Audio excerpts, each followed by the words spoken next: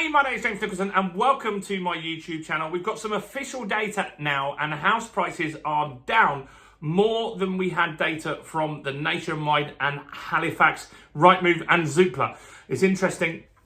This new data is the official data from the ONS and this is the government data. It's the final land registry data and it takes into account all different regions of the country. So I'm going to talk about where house prices are down the most. There's one area where house prices are actually up more than 2%, which is interesting as well. And what this means for us going forward. So before we jump into this, as always, make sure if you haven't done already, subscribe to the channel over there and hit the bell notification. That really, really helps us. We're on the way to 20,000 subscribers.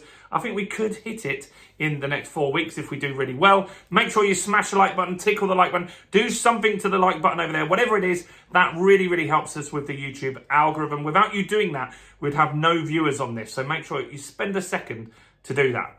So the ONS is the data that really trumps all data.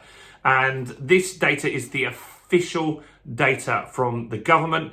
And there's no arguments with this. House prices are down more than the lenders were experiencing. Now, that could be for a number of reasons, because this data, the government data, the ONS data, includes cash purchases, whereas when we're listening to data from Nationwide and Halifax, they're only getting their own data, which is mortgage. And so people might pay more with mortgage. That generally makes sense, right? If I do a cash deal, which I'm doing one at the moment, I will want a discount because there's a benefit to the seller of me buying in cash, and that's speed. They get their money faster.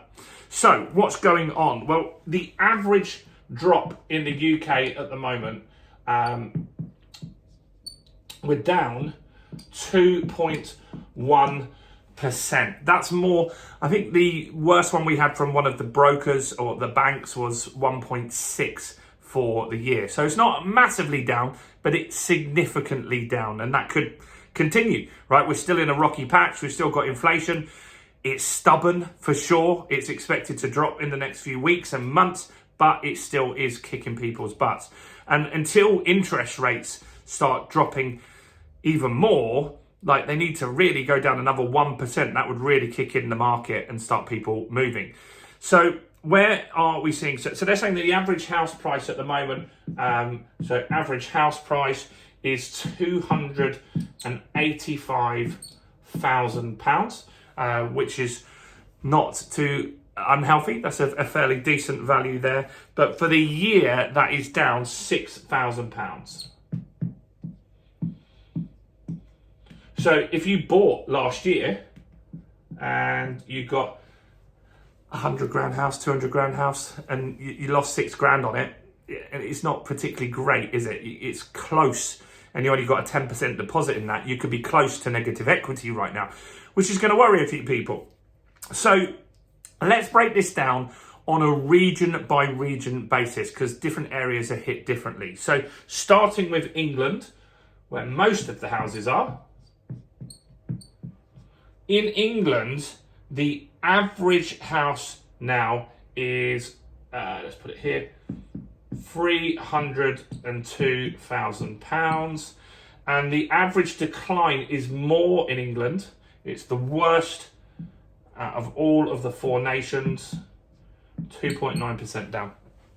Pretty bad. All my properties are in England, so that means they could be down. But it's important to understand that this isn't broken down into north, east, south, west. There will be different areas. So some areas will be hit significantly. London's been doing particularly badly. Central London did really badly recently. So that's interesting to see. 2.9% down for the year so far. Wales, let's have a look at the Welsh data. So in Wales, the average house price is 213 grand. And the drop for Wales is 2.4%. So not as bad, but still, that's a big chunk of cash. And a lot of people, their net worth is in their property. A lot of people in the UK don't have a lot of savings. Let's look at Scotland next. So in Scotland, average house prices are £194,000. And the drop in Scotland is 2.2%. What we can see so far with this data, let me know in the comments if you agree. Let me know any questions or thoughts on this as well. Do always comment on my videos if you can. What we can see here with the Scottish stuff is the cheaper the houses are, the less the drop. That's what we're seeing so far. And that makes sense, doesn't it? So in Doncaster, where I've got some properties, I don't feel like the properties are going to drop as much as they could in Dorking, where I've got a portfolio as well. I feel my Dorking ones are a little bit more susceptible to a drop because a flat in Dorking is 250 grand. In 250 grand in Doncaster, you can buy a lot. So in Doncaster, you can still buy a house for 100 grand, for 50 grand even, 60 grand. There's tons of them for that sort of price. And so that they're not going to be impacted. People can afford those properties still now, whereas down south, not so much. So that's interesting to see. There is a correlation there for sure. And to even show that even more, let's look at the Northern Ireland stats now. And so in Northern Ireland, the average house price there is 180 grand. And they have bucked the trend in Northern Ireland, and the house prices there are actually up 2.1%. And so when you're investing, this is what you've got to look for areas where you can get that little bit of protection. Now, is this all doom and gloom? Well, no. If you want to buy some properties this year, they're cheaper than they were last year. So that's a positive thing. They might still go down some more to give you even more discount. But when you're looking to invest in property, you've got to look for properties that you can add value to. By doing that, if you bought a 300 grand house in England and it was a 2-bedroom house, but you could convert it to a 3-bedroom house, you're going to uplift the value. So you're going to build some more equity in there that's going to protect you from these downturns. Every single property I have has had some sort of uplift in value, all of them.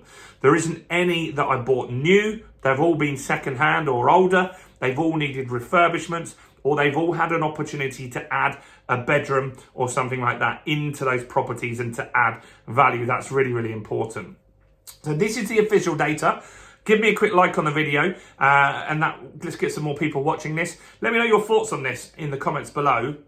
Look, if you really want to get into property, this is starting to get to the time where the opportunities are starting to come good now. So I want to put the link below so you can grab the fundamentals of property investing. Every day, multiple people are investing in that. Is less than £50 at the moment. We are going to keep putting the price up slightly as we get more people and as we add more content to it. But there's nearly 100 videos in there. It's going to show you how to find these good deals, how to determine what properties you can add value to, how to find good tenants, avoid bad tenants, and all of this stuff in between. So do go and check out the fundamentals of property investing. It's less than 50 quid.